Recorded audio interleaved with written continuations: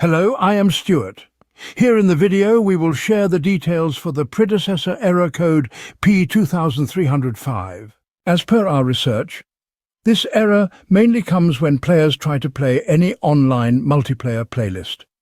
To research the error, we went through all the possible sources but were unable to find any official information. However, we were able to find a few workarounds that may be helpful.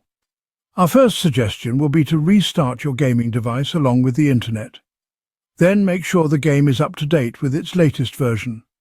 Then, at last, try playing multiplayer to check if the error still comes. If you still see the error, then we advise you to connect over a different network. You can choose between an alternate Wi-Fi connection or a hotspot network. Do this to see if this resolves the issue. If it does, then this means that the issue is your internet.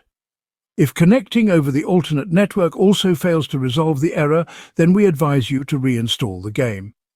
You need to simply uninstall the game and reboot the gaming device. Once the device restarts, reinstall the game and check for the error.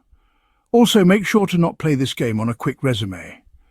This may also cause such issues. Thanks for watching. If this video helped, don't forget to like, share and subscribe for more troubleshooting tips. Have any questions or issues? Drop them in the comments below. See you in the next one.